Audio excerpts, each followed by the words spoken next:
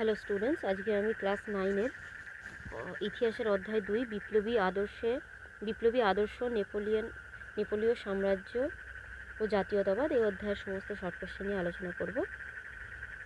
চলো ভিডিওটা শুরু করা যাক।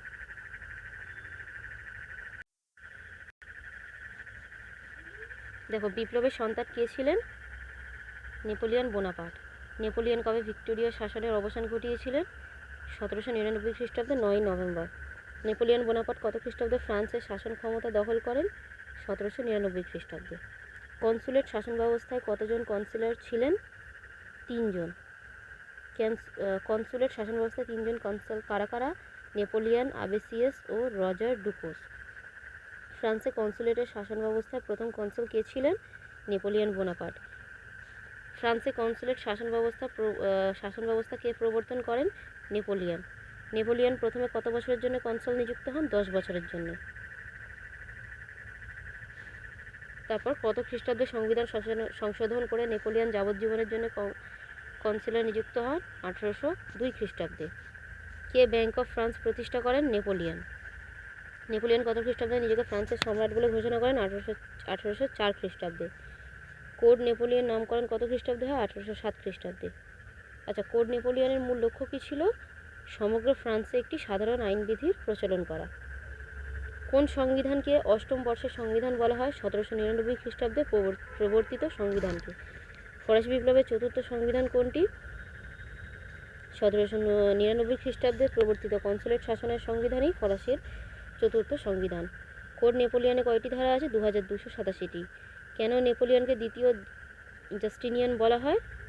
নেপোলিয়ন আইনবিধি সংকলন করেছিলেন বলে তাকে দ্বিতীয় জাস্টিনিয়ান বলা হয়। লিজিয়ন অফ অনার কি? লিজিয়ন অফ অনার হলো নেপোলিয়ন প্রবর্তিত বিশেষ সম্মান বা উপাধি। কে বলেছিলেন আমি বিপ্লব? Napoleon Bonaparte. ইতিহাসের কোন সময় নেপোলিয়নের যুগ বলা হয়? 1799 থেকে 1814।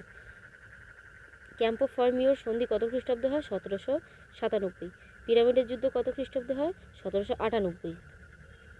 পিরামিডের যুদ্ধ কাদের মধ্যে হয়েছিল? ইংল্যান্ড ও ফ্রান্স। কে বলেছিলেন আমি বিপ্লবের ধ্বংসকারী? নেপোলিয়ন। ম্যারেঙ্গোর যুদ্ধ কত খ্রিস্টাব্দে শুরু হয়? 1800। ম্যারেঙ্গোর যুদ্ধ কাদের মধ্যে হয়? ফ্রান্স ও অস্ট্রিয়া। হোয়েনলিন্ডের যুদ্ধ কাদের মধ্যে সংগঠিত হয়? ফ্রান্স ও অস্ট্রেলিয়ার মধ্যে। কত সালে? 1800 সালে। নীলনদের যুদ্ধ কত খ্রিস্টাব্দে হয়েছিল? 1798।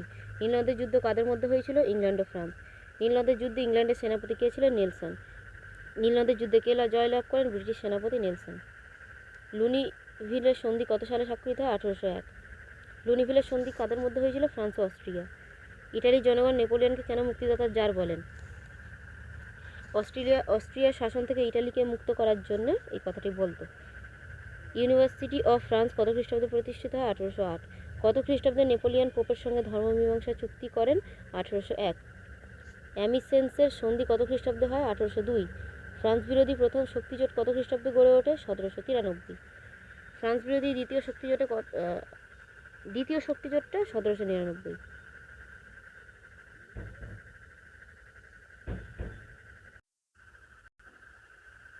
কোন যুদ্ধে রাশিয়া চূড়ান্তভাবে পরাজিত হয়?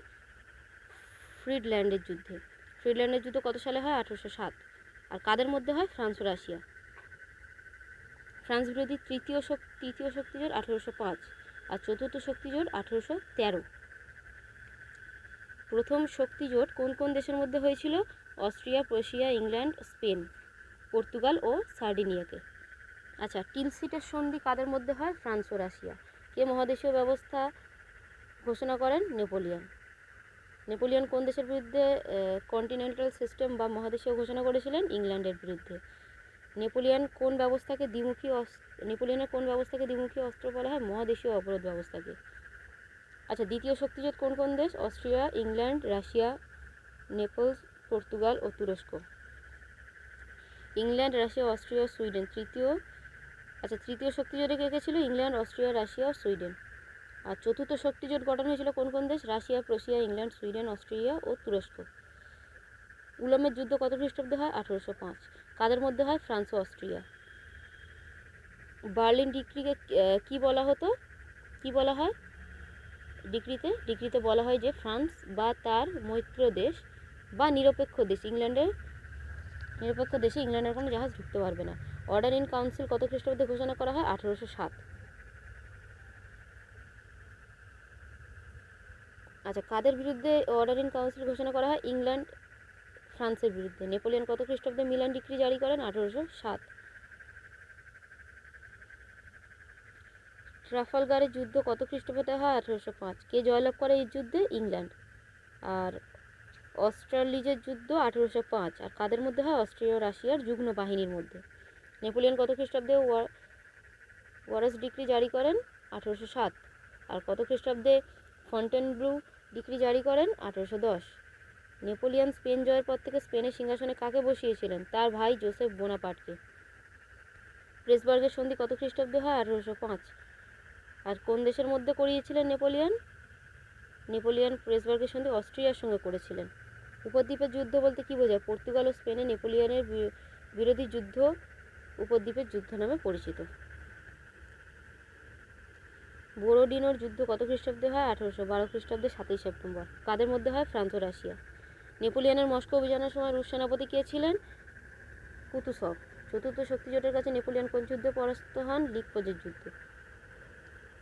কোন সন্ধির মাধ্যমে অষ্টাদশ লুই ফ্রান্সের সিংহাসনে বসেন? প্যারিসের প্রথম সন্ধি। এটা কত সালে হয়েছিল? 1814। এলবা দ্বীপ কোথায় অবস্থিত? ইটালি ও ফ্রান্সের মাঝে। ওয়াটারলুর যুদ্ধ কত খ্রিস্টাব্দে হয়? 1815। কাদের মধ্যে হয়? নেপোলিয়ন ও মিত্রপক্ষে, মানে ইংল্যান্ড, প্রুশিয়া ইত্যাদি। লিগপোজের যুদ্ধ কত খ্রিস্টাব্দে হয়? 1813। কাদের মধ্যে হয়? ফ্রান্স ও চতুর্থ শক্তিজোট। ফন্টেনব্লুর সন্ধি কাদের মধ্যে হয়? নেপোলিয়ন ও চতুর্থ শক্তিজোটের মধ্যে। কোন ইংরেজ সেনাপতি ওয়াটারলুর যুদ্ধে নেপোলিয়নকে পরাজিত করেন? ইংরেজ সেনাপতি ডিউক অফ ওয়েলিংটন। ওয়াটারলুর যুদ্ধের পর নেপোলিয়নকে কোথায় নির্বাসিত করা হয়? সেন্ট হেলেনা দ্বীপে। কত খ্রিস্টাব্দে নেপোলিয়নের মৃত্যু হয়? 1821 খ্রিস্টাব্দের 5ই মে। অষ্টাদশ লুই কে ছিলেন? ফরাসি সম্রাট ষোড়শ লুইয়ের ভাই।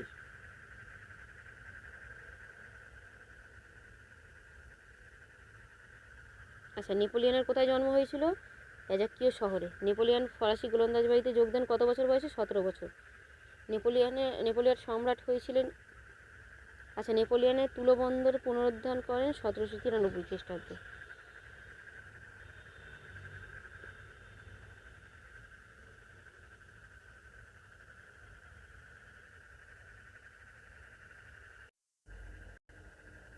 নেপোলিয়ন তুলো বন্দর পুনরুত্থান করেন 1793।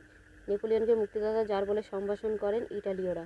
নেপোলিয়ন সম্রাট হয়েছিলেন, আর যাদের কারো এটা উপরের মধ্যে কোনোটাই হবে না অপশান। নেপোলিয়ন গণভোটের দ্বারা সম্রাট হওয়ার প্রস্তাব দিয়েছিলেন কে? যাজক।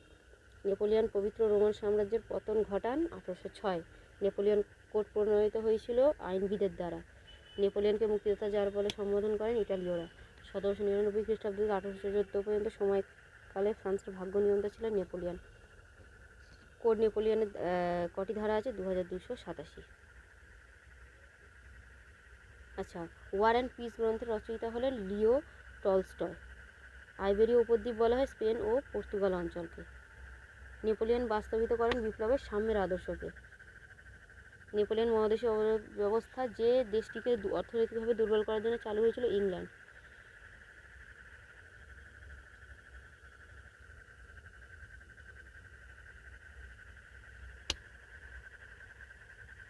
আচ্ছা, নেপোলিয়নের বিরুদ্ধে পর্তুগাল ও স্পেনের বিদ্রোহকে একত্রে কী বলা হয়? আইবেরীয় উপদ্বীপ।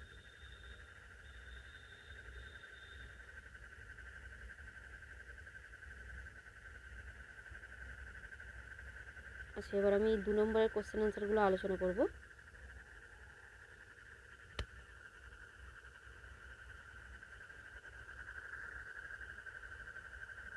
দেখে নাও এগুলো 2 মার্কসে কোশ্চেনগুলো বলছি, তোমার উত্তরগুলো লিখে নিও। নেপোলিয়ন কবে ও কোথায় জন্মগ্রহণ করেন? কর্সিকা দ্বীপের অ্যাজকিও শহরে। নেপোলিয়ন কীভাবে ডিরেক্টরি শাসনের অবসান ঘটান? কনসুলেন্টের শাসন ব্যবস্থা বলতে কী বোঝো?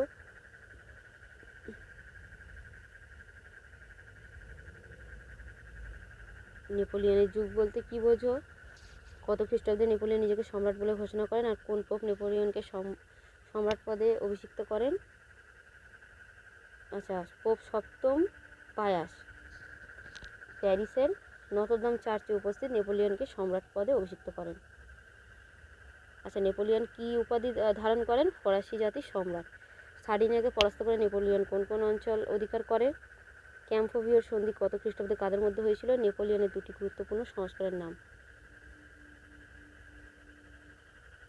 কনকর্ডাট বলতে কি বোঝো?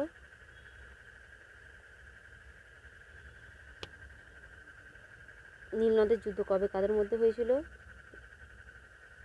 নেপোলিয়ন কেন মিশর অভিযান করেছিলেন আর এর ফল কি হয়েছিল? আর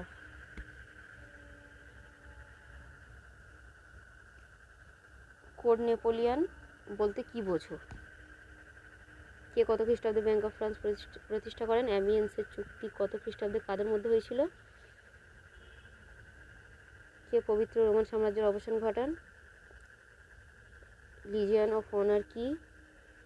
ফ্রান্সের বিরুদ্ধে প্রথম শক্তিজোট কবে কাদের নিয়ে গঠিত হয়েছিল? দ্বিতীয় শক্তিজোট কবে কাদের নিয়ে গঠিত হয়েছিল? তৃতীয় শক্তিজোট কবে কাদের নিয়ে গঠিত হয়েছিল? আর এটা হচ্ছে চতুর্থ শক্তিজোট। এগুলো ভালো করে পড়বে। টিলসিটের চুক্তি কত খ্রিস্টাব্দে কাদের মধ্যে স্বাক্ষরিত হয়েছিল আর কোন কোন দেশ স্বাক্ষর করে? আচ্ছা, নেপোলিয়নকে ইটালির মুক্তিদাতা কেন বলা হয়? ট্রাফালগারের যুদ্ধ কত খ্রিস্টাব্দে কাদের মধ্যে হয়েছিল? বার্লিন ডিক্রি কি? অর্ডার ইন কাউন্সিল কি? কন্টিনেন্টাল সিস্টেম বলতে কি বোঝো? কন্টিনেন্টাল সিস্টেম বা মহাদেশীয় অবরোধ ব্যবস্থা গ্রহণের কারণ কি ছিল?